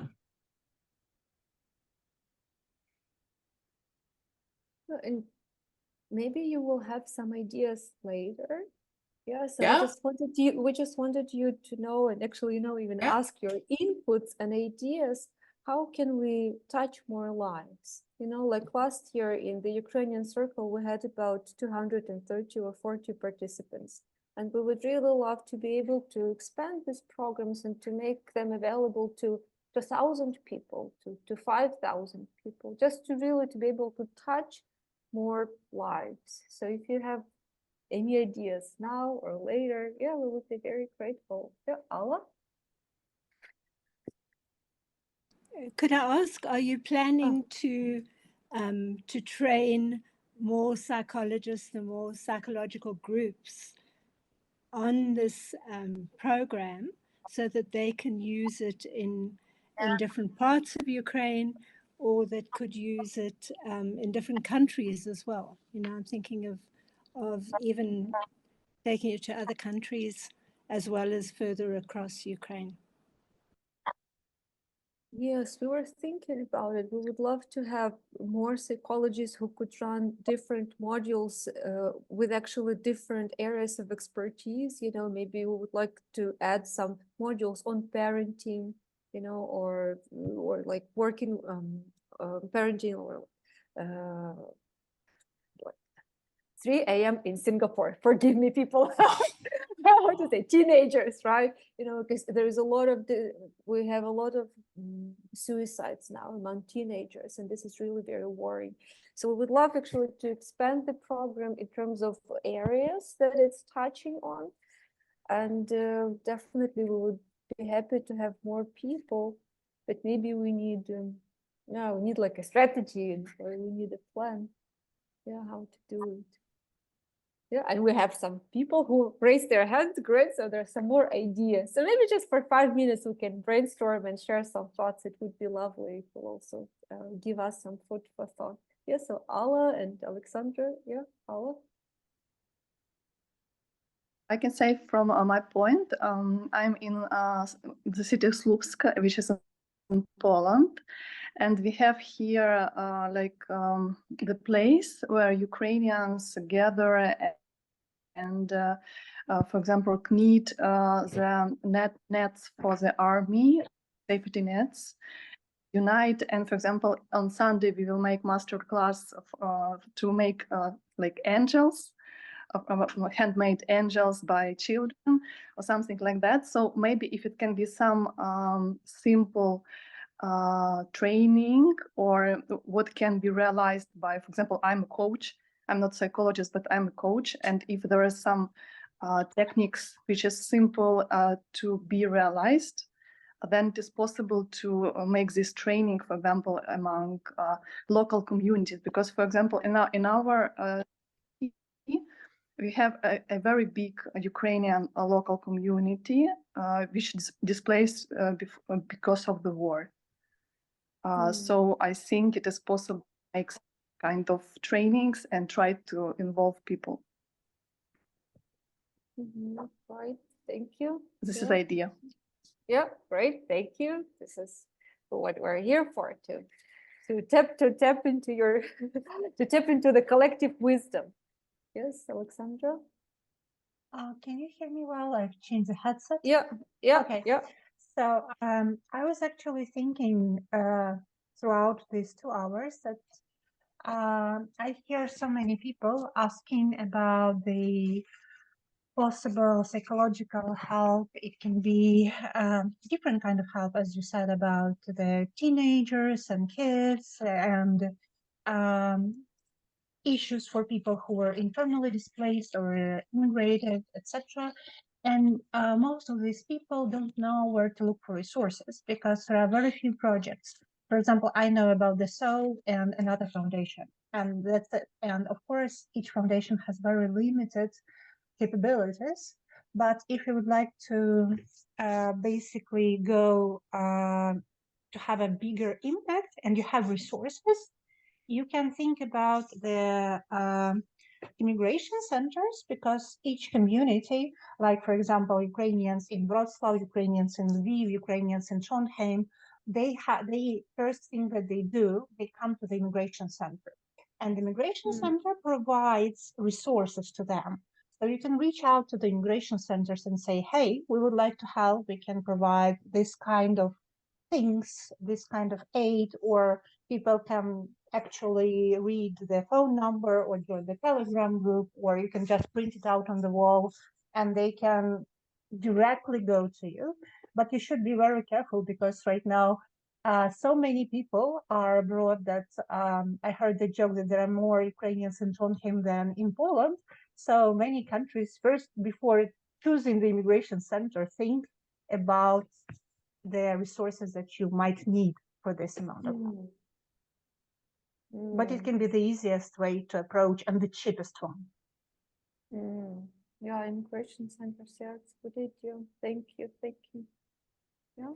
In Norway, in Norway, immigration centers even have like a separate team, and it's migration house team. So there are separate office only for medical and psychological help.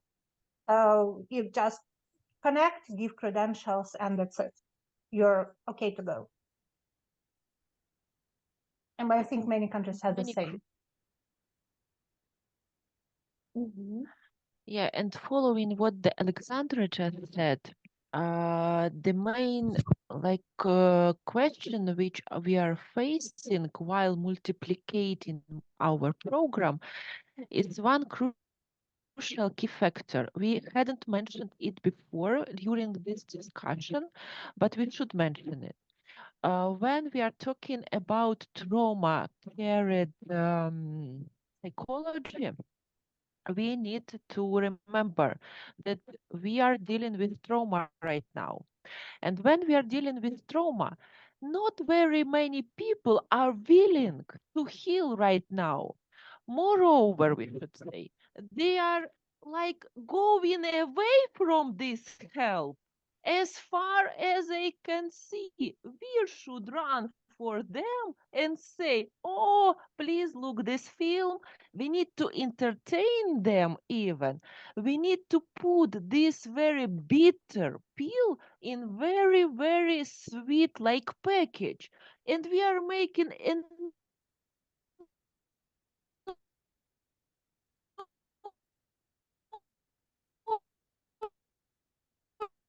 Sandra is breaking up.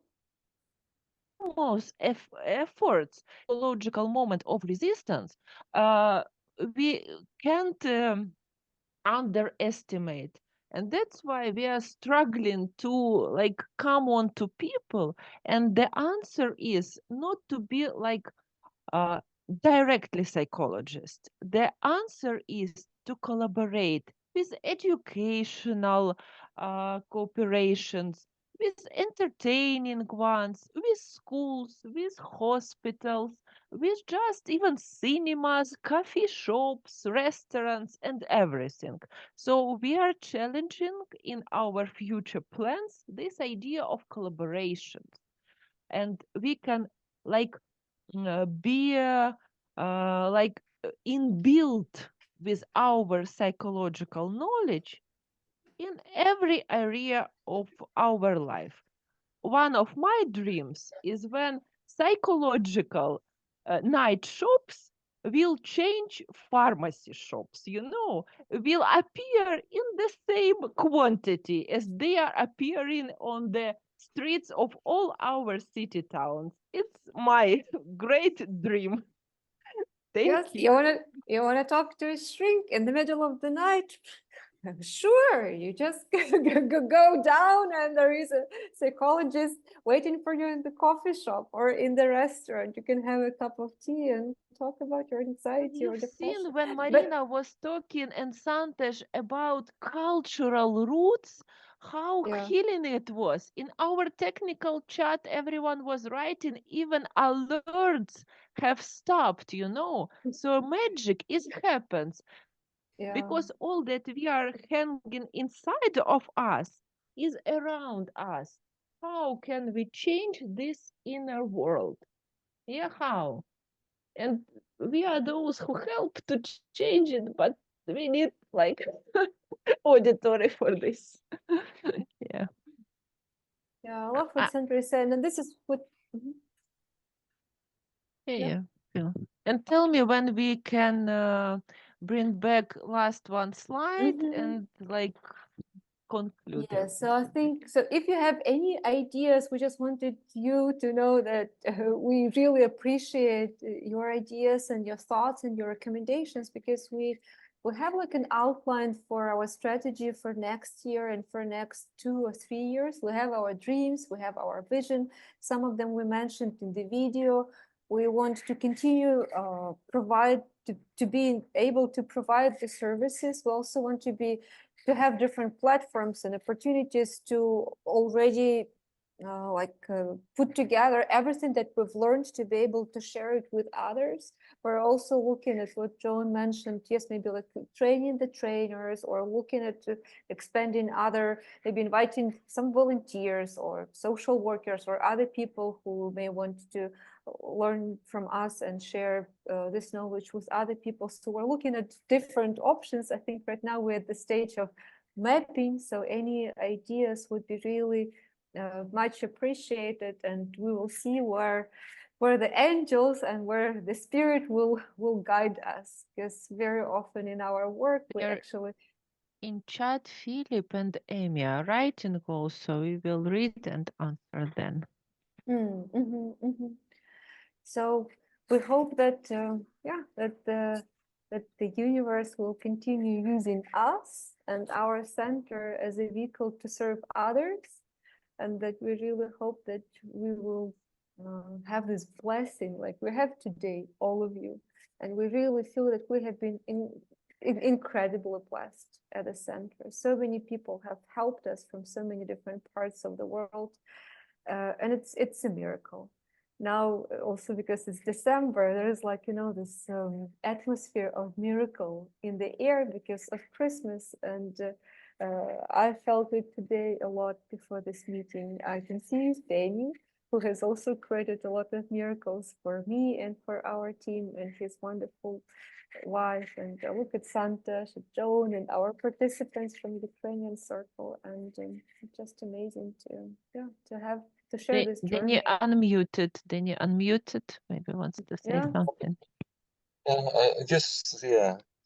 Well, thank you. I've been very, very inspired by this whole meeting and very encouraged, you know. I think, you know, I really have been very blessed. I mean, one thing that, you know, when we come out and we do things, you know, we're actually doing so much for people, but I would say that, you know, I've learned so much from each of you, and just, you know, spending time of just understanding the effects of war, and these are the little things that we can do to just make that difference. And of course, you know, I totally agree with women power.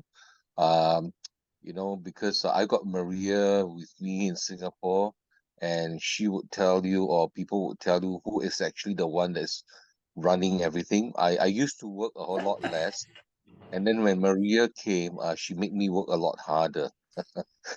So you know who the boss is when when the women come into your life, yeah. But anyway, I just want to just throw in a couple of things. You know, I think this is a wonderful spirit. I think the first thing that I think we need to kind of celebrate is actually the soul. You ladies have a tremendous amount of resilience, a tremendous amount of energy, creativity. I think you just keep doing that organically. You know, more things will develop. You know, I think you're on the right track. You know, you guys are. I mean, you ladies are really doing very well. I mean, it's amazing, right? You know, in the middle of war, separated though by so many continents and thousands of miles away from each other, you can produce something like that. I think, you know, I think this is awesome. It is not something that is easy to do, even, you know, if people just sitting down together. I think you ladies have pulled off something quite amazing, and I think, you know, it's a wonderful thing to just keep going. The other thing that maybe just, I mean, just chipping in, I myself am a psychologist. I'm semi-retired. You know, I think, you know, what maybe my little thoughts would be, what may be useful now is actually what we call a community, a support group. I think whenever we do trauma work, you know, after we finish the course, we finish the training, we have feedback, you know, I think it's always good to have a community, you know, it's kind of a support group that keeps going. Because this support group is going to be the people that will be also, you know, continuing the work that you do organically, because they have come from the program, and they will also be your mouthpiece for actually, you know, wanting to actually publicize things and to tell their friends, you know, I've been healed, I've been benefited, you know, I've been blessed by this. You guys have to come and try this. You guys have to try, you know, come and do this. And of course, through the whole process too, you know, I think each time we go through things, it gets refined. So I wonder whether one of the ways forward is actually to actually look at the possibility of actually starting, you know, a community from what actually happens from the people that finishes or come up from the program. Start that, and I think, you know, you have a base. Start that, I think you have continuity. I think you can start that too. I think you also have your very people that will actually, you know, continue to just share the work that you do, because they are the best people. The people who have tasted, you know, I mean, in Singapore, Mariya will tell you, you know, we eat a lot and it's a lot of food. And you know, it's like that, right? What's the best thing that can do? You know, you go to a restaurant, you eat something, and the person who eats it goes out and tells everybody, you must try this. I've been there, I've done that, I've taken it, you know, I've tasted it, it's good, you come. Yeah. And I think those are the best people for you, and I think they will continue to also grow. And I think, you know, that's the organic way I can see this going. So this is a little kind of contribution as to possibly one of the things that you can try to actually develop to get this program even, you know, more successful or more global. I mean, just quick thoughts. I know it's getting very late, and you know, I want to also say this. You ladies are on the cutting edge. You are onto something, and I can see that. Whether the war ends, or especially when the war ends, at the end of it all, it's going to make a whole difference. You are going to be in the front line, you're going to be in the system, and you're going to lead. And I think, this is something that I want to encourage all of you to keep going, because it's not just for now, it's for the future. It's what you are laying, it's a footprint, that you are putting down. And I think, it will give tremendous support and encouragement for the generations to come. So this is cutting edge. This is something that's amazing. I think, if you keep that going, I think it will actually build on itself. So keep going. I just want to say, Mariya and everyone, it's been a joy. It's been a blessing. I've received so much more, than you can imagine. I've been blessed so much more. My wife and I, we've been blessed, by your presence, by just, being there for you, with you, and each of you. I think, we want to say that, you guys love you, and we stand with you, and you are not alone. So just keep going, keep strong, and I'm sure, that day will come when peace will come, when we can have that love. And this is my dream. I always talk to Mariya, so one of these days, I hope all of us here, all right, will be able to meet in Ukraine and have this meal. Yeah, And have have a a good meal, meal, good yeah, wine. and yeah, good wine, and just sit there and say, hey, it's good to see you in Ukraine. It's good to see you in person. And each of us, have actually journeyed, with the soul, with everyone. Yeah, so I think this is really encouraging. I'm very blessed. Thank you. Thank you very much. Thank you so much. Yeah, we love the dream. We love the dream. So I think we're almost ready to wrap up. We may have just one or two final slides we would like to share with you, and then we will close the meeting. So Sandra, I know that we have maybe one or two slides, but Sandra has the slides, so I have to see what we have on the slides. Okay. There's one person, one really very, very important person in our team whom you don't see a lot, you don't hear a lot about her, but this is also an opportunity for us to acknowledge the tremendous work that she is doing for our center. It's Iryna Roenko. She is our key manager. She has been with us from day one. She has been a huge support for everyone, for all our clients, for all the people in the Ukrainian Circle, for every psychologist. Sometimes I really don't know how Iryna does it, but I think she's an extremely talented person. She's an extremely capable person. She's an extremely creative person. She is a very reliable partner. And we just wanted to make sure that you also see her, because usually she's behind the scenes, right? Because she's not a psychologist, but our work would not have been possible without her. And something that we're really proud of right now, and it's also all the credit should go to Iryna. We contributed a little bit, but really it was her project. She helped us develop the beautiful new website. Our work as an NGO now is presented on the website called Ukrainian Circle. This morning, no, yesterday, I made the first donation, official donation to our own NGO. So Iryna managed to connect the financial even platforms and instruments. So if anyone would want to support our work, people would be able to do it now through the website, and all the funding will go to our officially registered NGO. And it's just a beautiful website. We think so, and we hope so. And we will hope that it will grow actually into a platform that will serve even more people, because on the website we can also share some tools with the people we serve. And we also hope that the website will become a platform to build new partnerships and collaborations. A lot of information about the work that was done you can find there. The reports about the Ukrainian Circle are there, the reports about every module.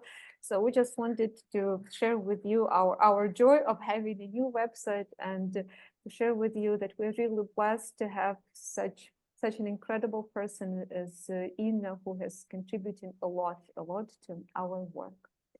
And I think this is the last slide, Sandra, or I don't know.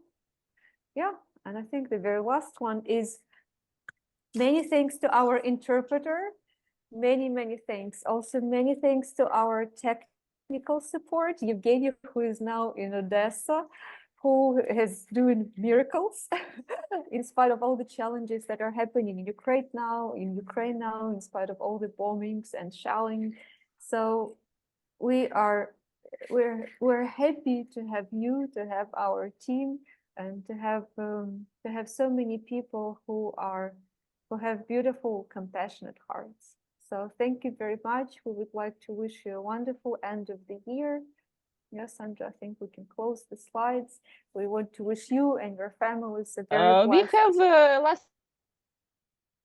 Oh. We have this one. Melody. We have a last melody, very beautiful one with it. And okay. No, not this one. We have it. No, with our Christmas, but it's like this one. We can look at. I think it's 1 minute. Let's see. Do you have the sound? Yeah. Yeah. We do, but now internet is. We will.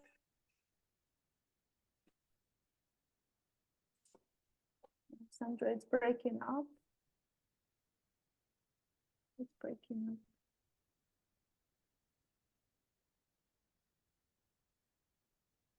Yeah, Sandra, I think it's got stuck. I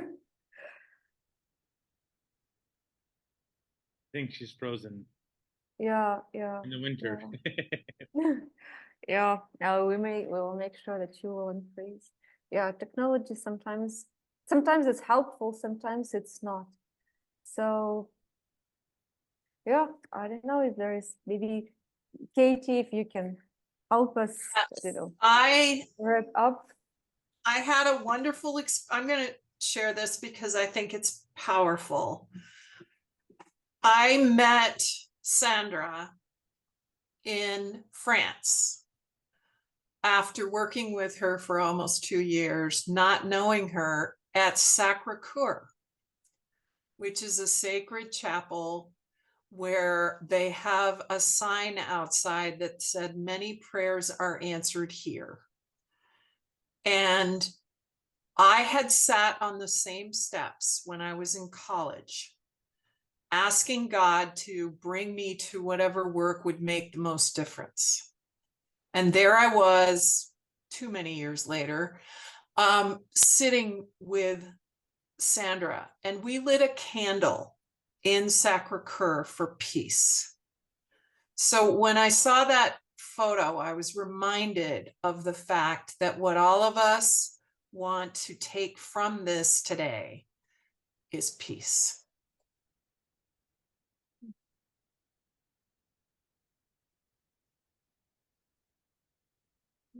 Peace in our hearts, peace in our minds, peace in our countries. Yes, peace.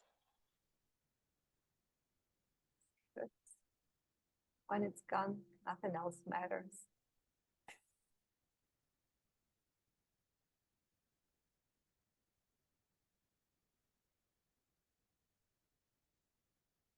So thank you very much. Thank you all. And we wish you a very blessed Christmas, a wonderful end of the year, wonderful time with your families. Thank you for making a difference in our lives. Thank you for coming today. Thank you for sharing your love and compassion with us, and to be continued in 2024. So I think that we made the recording. I hope we will check. And, let's hear the music. Last minute and a half. Sandra is persistent. Sorry. And full screen. The music is played on bandura. It's from the village, from Ukrainian village.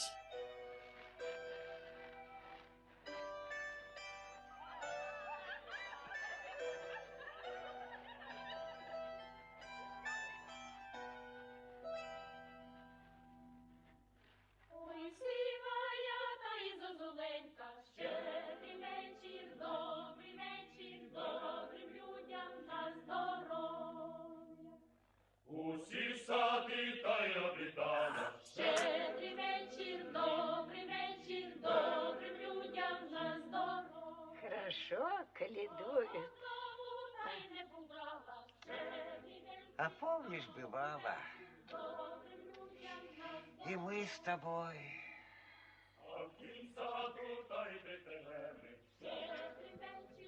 Добрий вечір, добрим людям на здоров'я. Нова рада стала, як на небі хмара, над вертепом звізда ясна, увесь мир розсіяла, а у тому саду сивий коник грає, радуйся, радуйся, земле син, Божий народився. So this is in anticipation of Christmas, because Christmas is good news. So we wish you all to have many good news in your life and to continue living in this spirit of renewal and continue having all the blessings for the work that you're doing. May your families be blessed. May every day of your life be filled with joy from living, because life itself is the most precious gift. Thank you very much once again, and let's close this meeting, and we'll be in touch.